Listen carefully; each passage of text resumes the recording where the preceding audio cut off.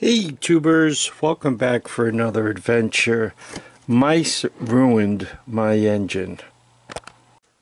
So it's time to get into this mouse-eaten motor to see what they did to it for me.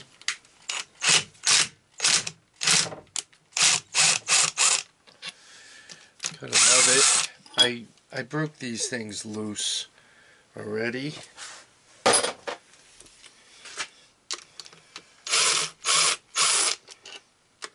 I don't know if somebody's been in here before me. You always kind of wonder about that. Looks really clean. Let me show you. Look how nice and clean that looks. I mean, it's really beautiful. And the valves are even in pretty good adjustment. Look how clean that is. You can still see lettering and everything. Boy, this is such a shame. All right, let's get the skull cap off of here. Silly little things like when you take this off, make sure you don't lose pieces and you don't lose the brass sealing rings. Should be one here. Yeah, it's stuck on there pretty good. Alright, we're going to get the skull cap off. That tells us what kind of shape we're in. First the 10 millimeters.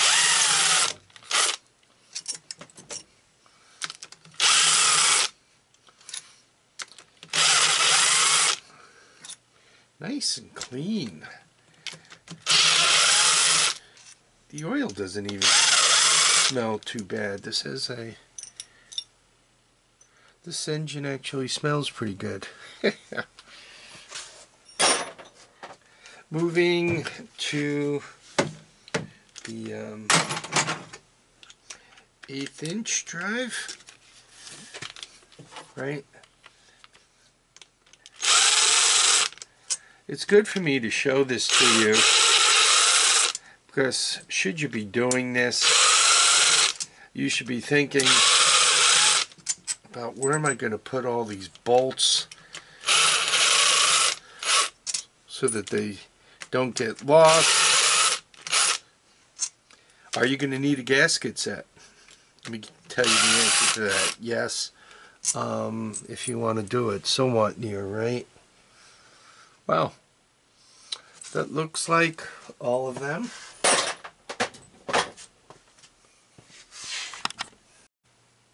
So it looks like they got some rubberized gasket underneath this. I think that might, and you know, doing the old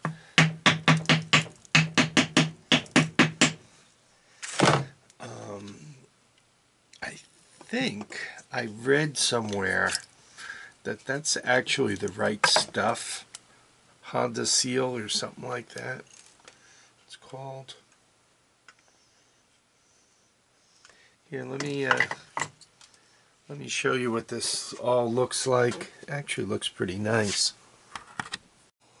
Yeah, one wants to kind of avoid this. If this gets loose in the engine, that's never good. But I mean, this really looks pretty nice, right?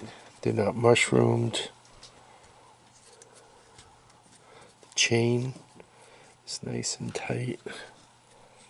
Yeah, this looks like a really nice motor.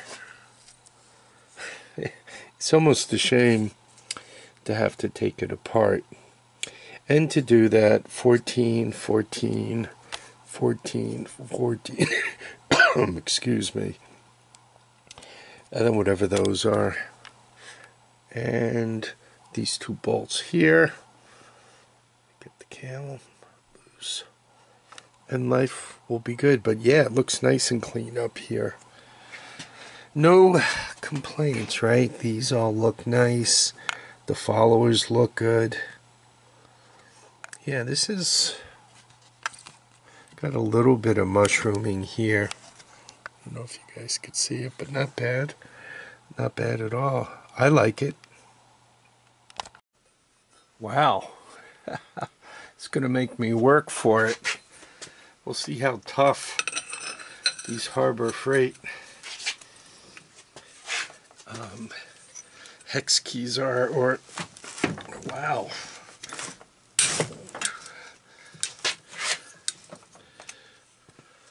Boy, that's mighty tight. That wasn't bad. Got that one. Well, just one more.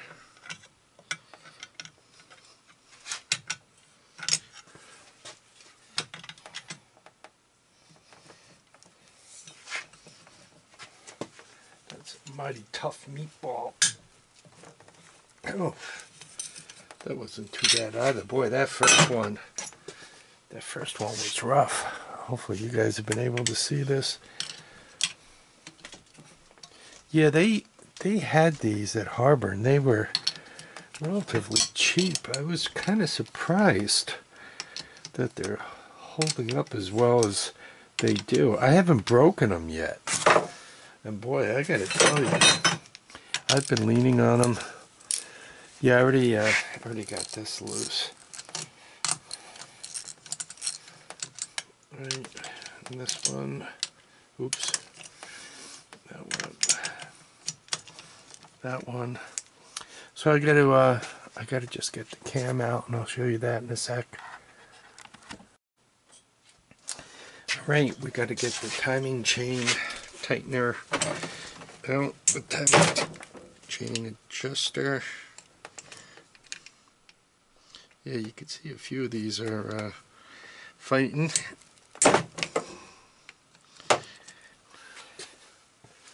Right, hopefully you're still in view.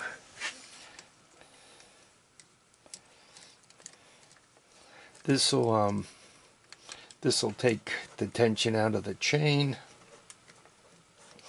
and once I do that, it makes the cam a little easier to loosen up, or the chain. Once the chain's loose, the cam, it's easy to jump the chain off the cam. I mean, we're going to get that gear out of there also.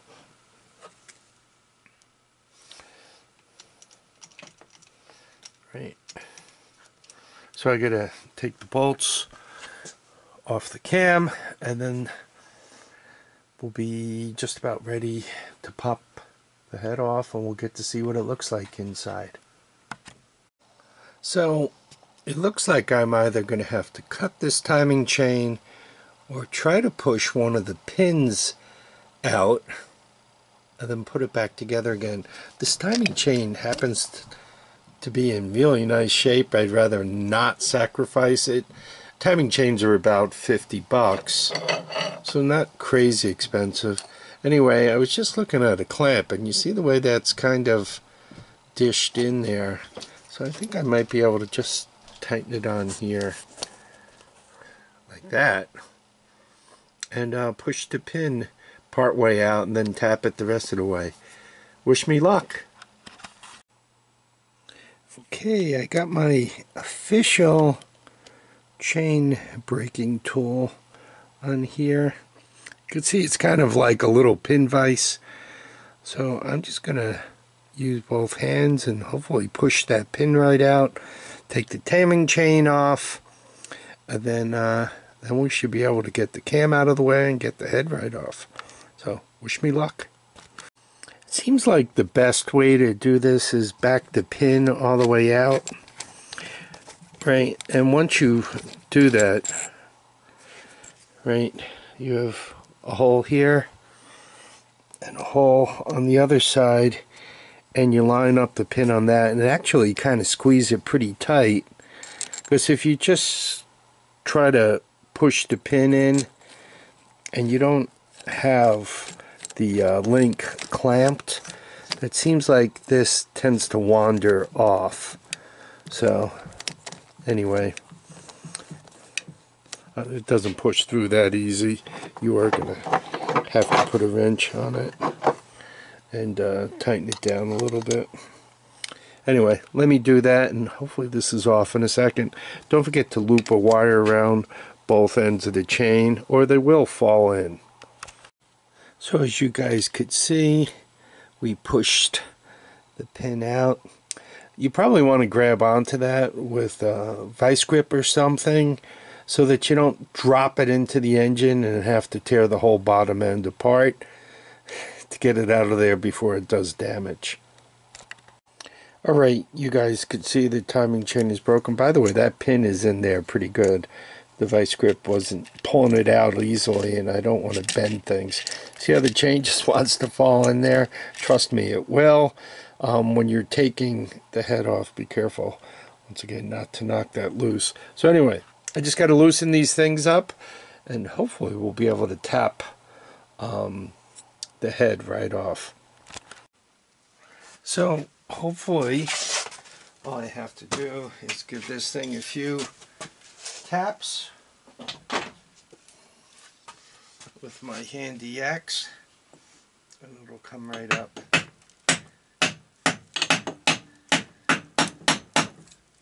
Be careful not to break any fins, right? Don't get too froggy here.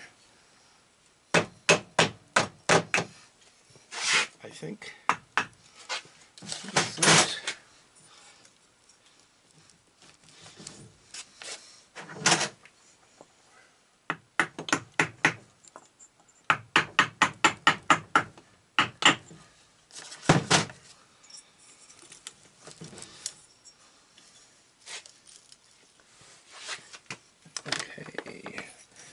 There are no bolts holding that down.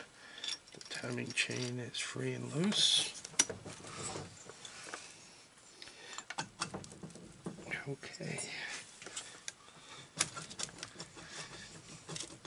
A little gentle rocking action. As I mentioned, chain was going to fall in, and it did, right? Hanging on to.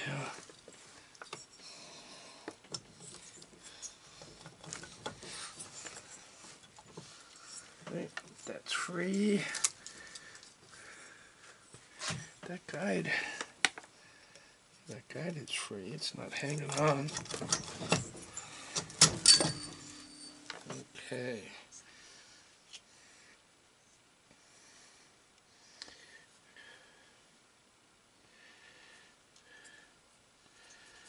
Anyway,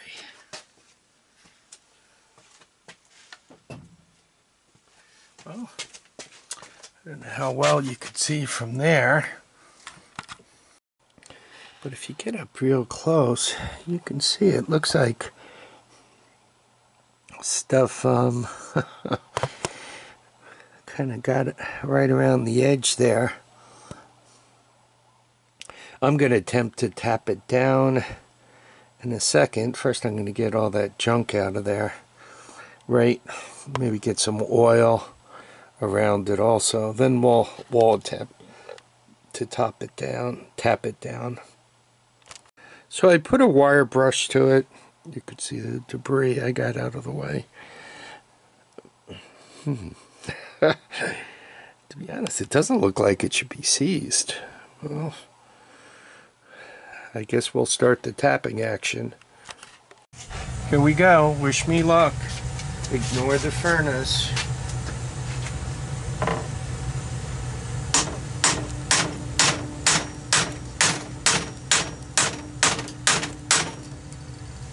Wow.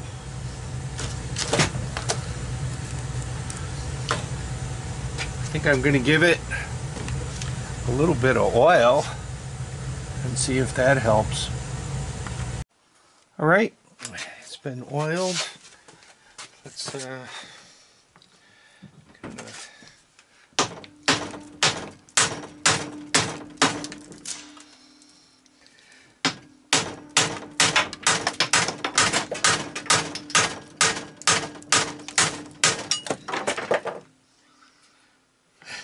think it's moving a little bit. And I need a new block of wood. Alright, I'll put the wrench on it. See if we can't rock it a little bit.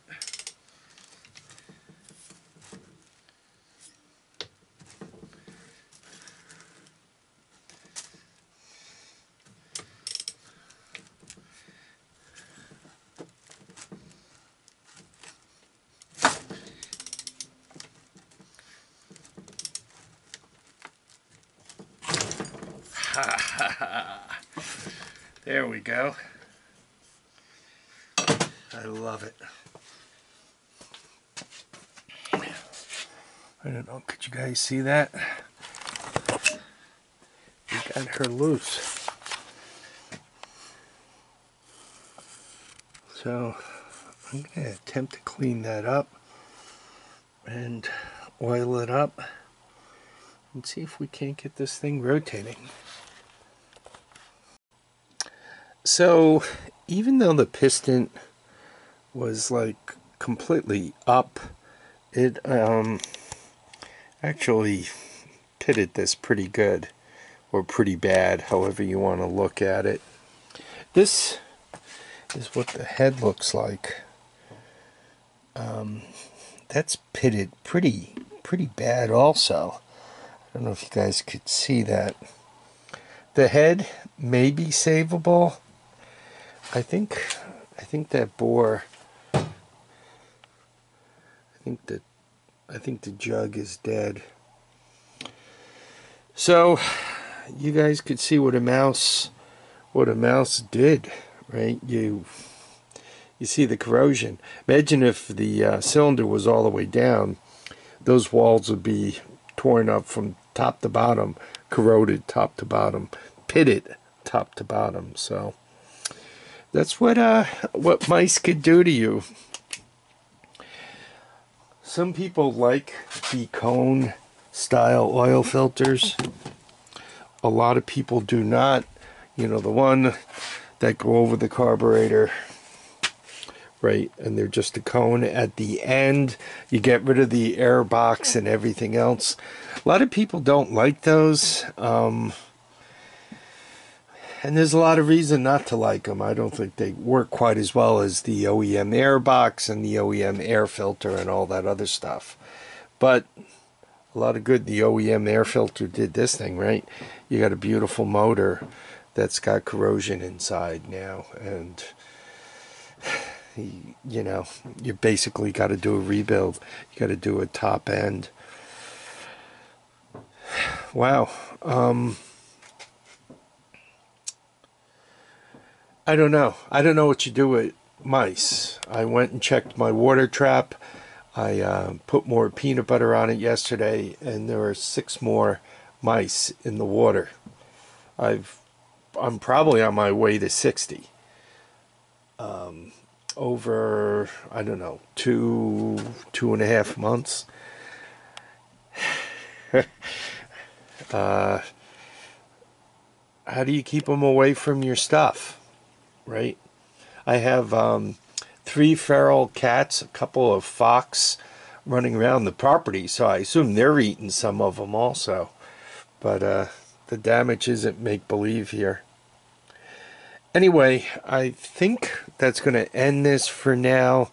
I got to kind of figure out what I'm going to do with this guy. I need y'all to keep your feet down, your heads up, and I want you all to get out there and enjoy each and every day. Mice are a constant battle, and it's just one of those things you got to fight. Take care now. Bye.